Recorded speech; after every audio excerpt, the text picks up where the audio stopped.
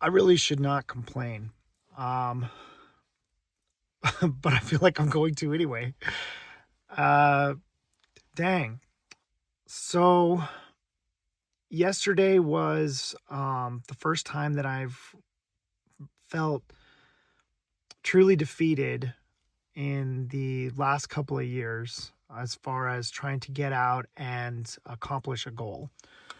Um, I I hate to quit. I hate to stop.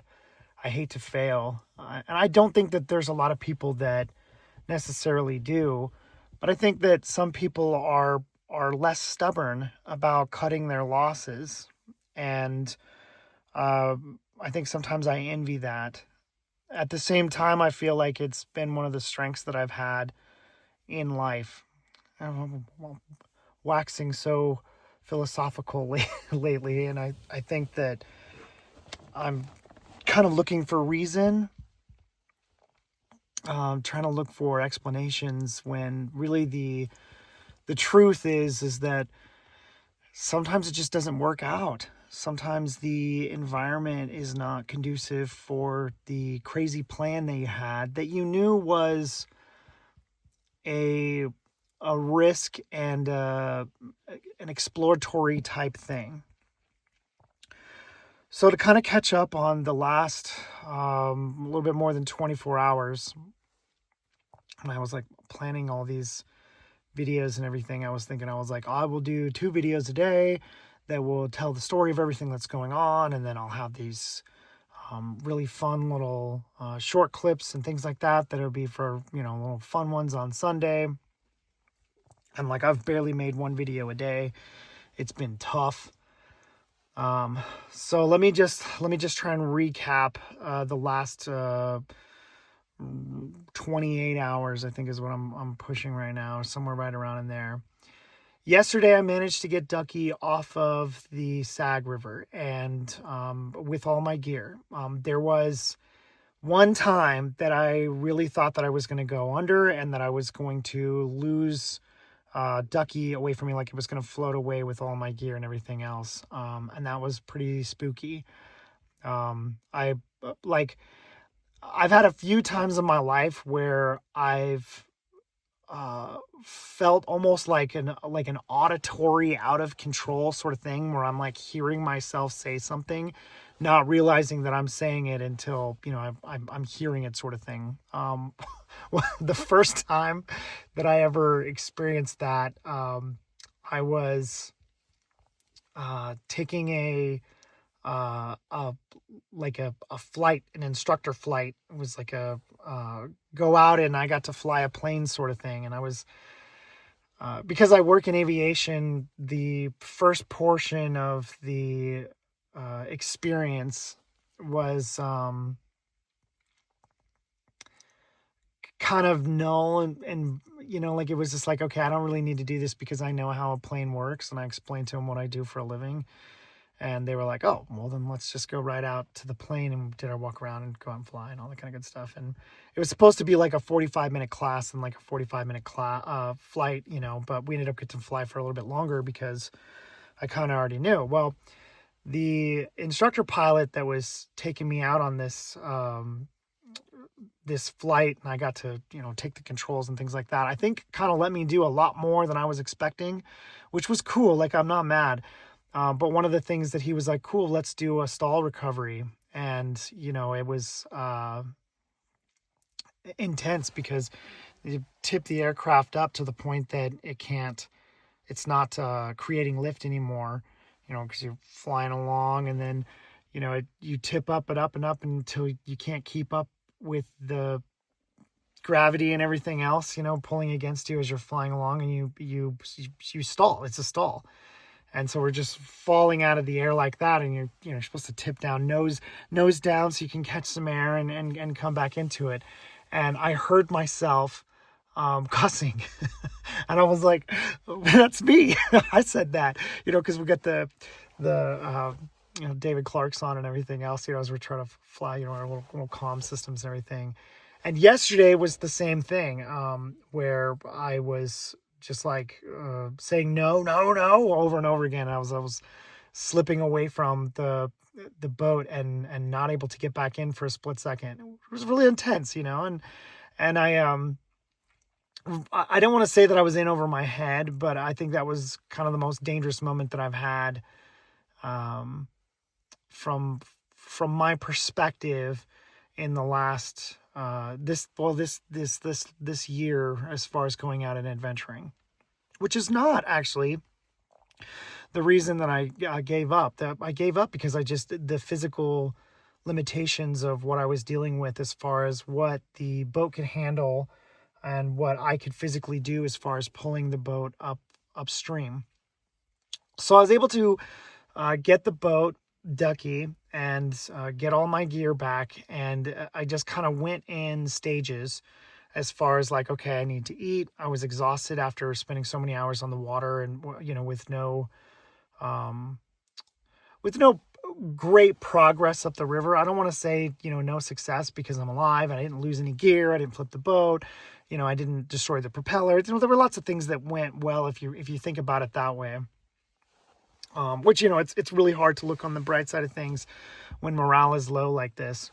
So I ate, I packed Ducky back up, packed all the gear back up, secured, Ducky and everything else, was able to get her out of the water, no problem.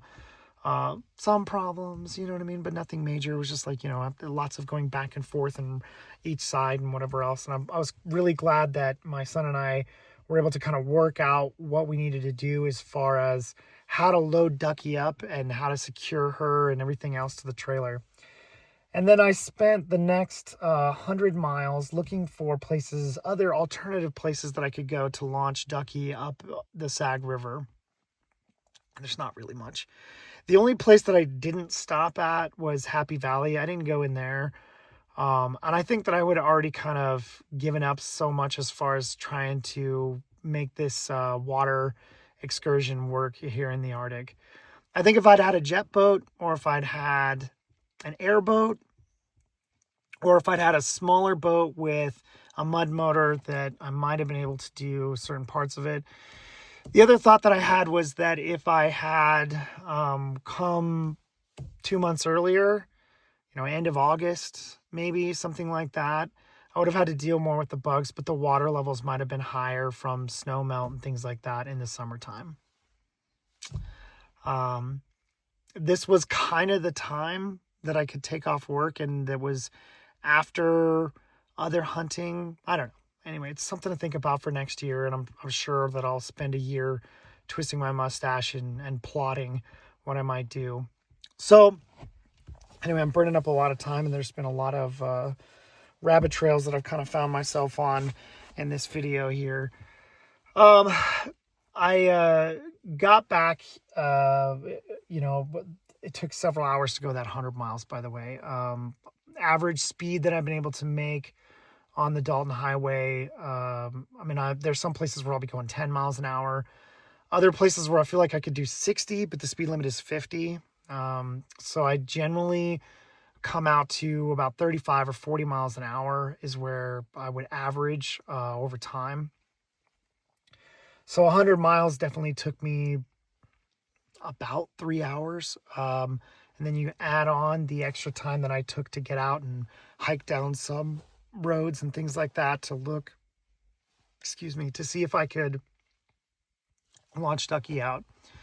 There were a couple places that I could have, but the water levels were so low that I knew that I wouldn't be able to get Ducky upstream. So I was like, dang. So I made it back to Galbraith Lake. This has kind of been where I've set up base camp in the previous years. I found this the first time that I came out here, and this is where I got my first caribou in the Arctic. Second caribou ever was out here. And that was on a solo trip back in 2020. Which I've got the videos for that if you guys want to see that. The story is actually pretty cool. The videos are poorly made. So it's just like, it depends on what you're looking for there. It's like the first season of, whatever cartoon before they get their funding and money to draw better and it's more detail. That's how I feel about it. So anyway, I'm already at 10 minutes, so I'm going to try and wrap this up here soon. I got back here, set up camp. and I made some dinner, and I didn't get in bed until after midnight. And I was like, well, I'll just get up in the morning at 5 a.m. and get out there and hike up the hill and go kill something. And my alarm went off at like 5:30, and I was like, no way. It's not going to happen. I'm exhausted. And so I burn up the morning just sleeping. I think that was the first night that I had got good sleep in like in a cot. I mean, just because I'd been sleeping in the truck for so many days prior to that. It was the first time I'd had a cup of my coffee, not just coffee from Cold Foot, uh, like today. Anyway, I slept in and I burned up the morning, and I feel like I wasted the day. I needed a day to recover. I needed time to be able to reset. My morale is very low right now. I've thought to myself many times, like, maybe I shouldn't have come. Maybe this was a mistake. I don't want to do solo trips anymore. Lots of different things. And I had like the best solo trip I think ever on the Yukon earlier this year. I had a great time out there. So, I don't know. It's tough to make decisions when you're out here alone. I'll at least say that much, because you don't have anybody to kind of bounce those ideas off of, or somebody to kind of rein it in and be like, okay, this is a great idea if, or that's a terrible idea. And you're like, oh yeah, no, okay, I see what you're saying. Or even just be able to critique somebody else's idea. They come up with something and you're like, well, that would work, but we need to do X, Y, and Z. It's just a two heads are better than one type situation. So it took me just about all day to get up out of bed and finally eat something and drink some coffee.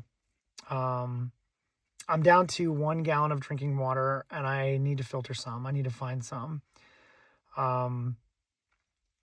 I need to probably find some Tylenol and some Motrin, deal with the headache that I've got. It's just been tough, man. I still have several days to be able to hunt out here. I still have several days to be able to go and hike out in the cold. It's not enough snow to warrant snowshoes or even be able to effectively drag the sled. So I'm going to have to just hike it. I've got some really nice snow boots that I think are kind of overkill, but I might try and wear those and just see how they go.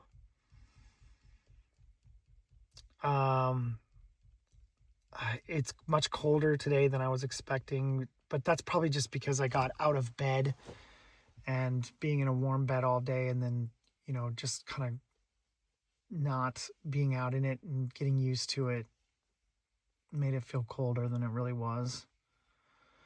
So this has been tough. This has probably been the toughest that I've run into this year. It's been the toughest that I've ran into the last couple of years. Physically, I should have just got up and ate. I should have, that's probably attributed to this headache that I've got. I should have just got up and did something, looked at conditions, looked for tracks, gone and done some scouting, something, even if I wasn't going to hike out the whole 5 miles. But I didn't. I rested all day. It's tough. I need a boost. I need something to get me going. I need the luck. I need the feeling that you guys are there with me, that you're going to help me out. So wish me luck. I'm going to try and find some things to do to feel more useful today. And then I'm going to get up in the morning, get